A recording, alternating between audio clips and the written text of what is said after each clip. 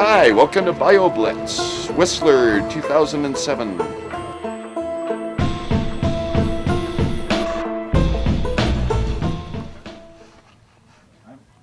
Algae here. It's actually green algae with a red color at this stage of its life history.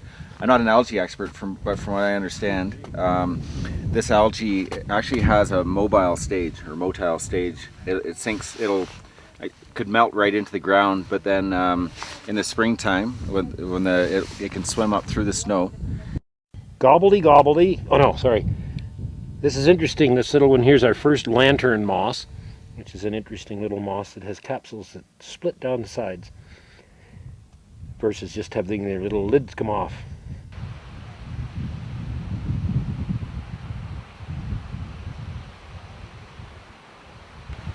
Okay, my name is Lisa Neem, and I'm a master's student at SFU, and I'm studying bee diversity. So that's my field assistant back behind me over there, and she's catching bees on some willows over by the wetland.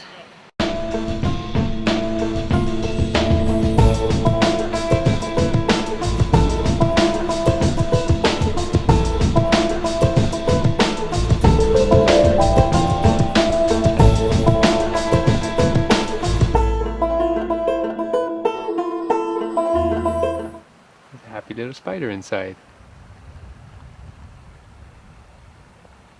Hey Kathy, what's the poo down here? I don't know, it's the same poo that was up. Stemonitis splendens, a slime mold from outer space.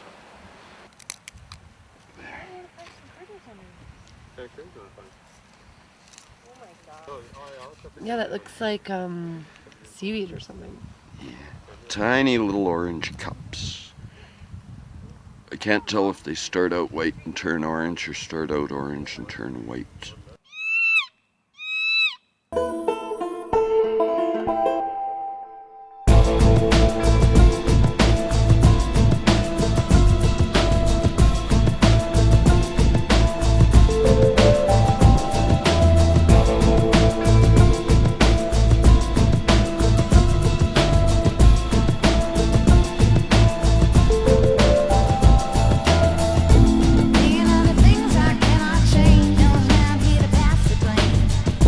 Bioblitz is an opportunity to have some fun, involve the public, and find out really how many organisms make Whistler home. But the emphasis is really on fun and to make science fun and show that it's people are smiling when they're in the water. They're smiling when they're running around chasing bats or owls. Or it's an opportunity for 5-year-olds to show their parents that all the creepy crawly critters are you can touch them and they're interesting in their own way.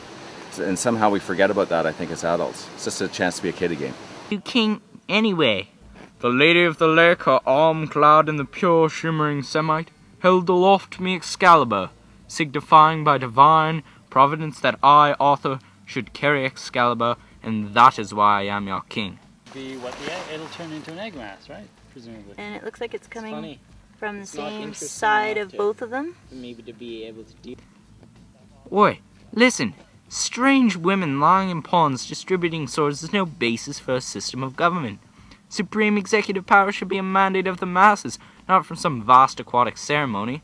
If I were to state that I were emperor simply because some moistened tot lobbed a scimitar at me, they'd put me away. So far, the only one I've seen with that fringed foot is that chocolate Aryan that we... Shut up, shut up, shut up. Help, I'm being oppressed. He's oppressing me.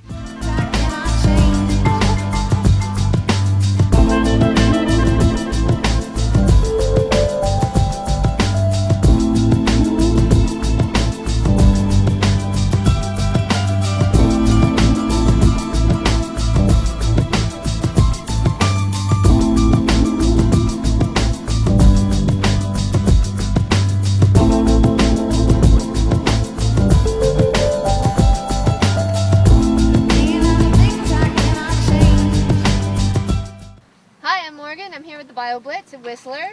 We're going to catch bats. What we have here is called a mist net.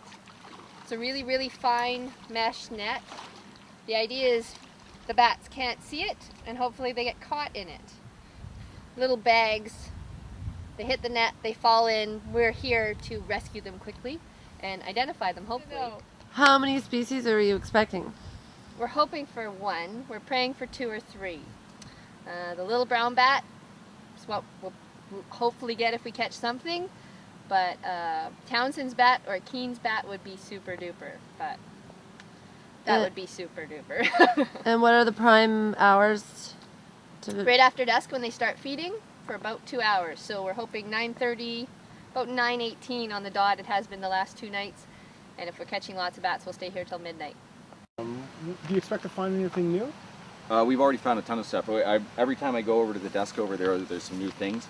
And I mean, as I mentioned, the mayflies, that I didn't realize that there was more than one species of mayfly. There's every time they pull up a bucket from the lake or bring out a mist net with for bats, or whether it's dragonflies and butterflies, every time those people bring the results in, it brings something new. We just found Pacific jumping mouse for the first time. So I think that this is probably, we started with about 1,100 species that we knew about in Whistler, and I think that this will probably increase it to, well, at least by a few hundred species, just in 24 hours, just to show you how little we know right now about our native biodiversity.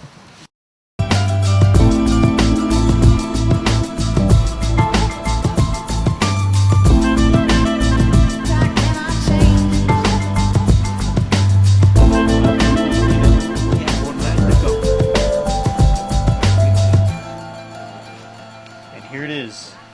It's got the rusty orange hair underneath the leaf.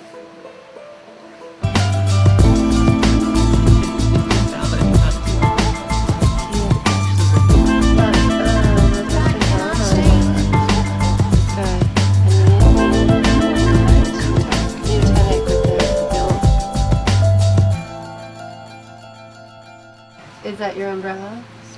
Yep. Yep. Well, the final tally part of it is, of course, the fun. We'll have a big announcement, and hopefully it'll be to throngs of thousands of people. But say we end up with 400 species, or whatever the number is. Whatever the species number is, I find it always incredible to find how many things are around in such a short amount of time. It's just what's flowering now, or which insects have recently hatched that we find. And when we do the tally, the emphasis will be on just involving as many people as possible. 6, 5, 4, 3, 2, 1. Okay, liverworts 12, mosses 100. Oh, both of those are estimated low. Lichens 62, also low. Mammals 13, birds 52, inverts 19, other verts 3, algae 1, fungi 40, parasites 2, plants 274. Total? We're obviously not mathematicians. 578 species! Well, to give you a benchmark, at University of Connecticut, they're in about their 10th year, and they're at 2,500 species in 24 hours, which is 170 scientists. So next year we will be back. I think it's going to be the same weekend next year, so hopefully you can join us next year too.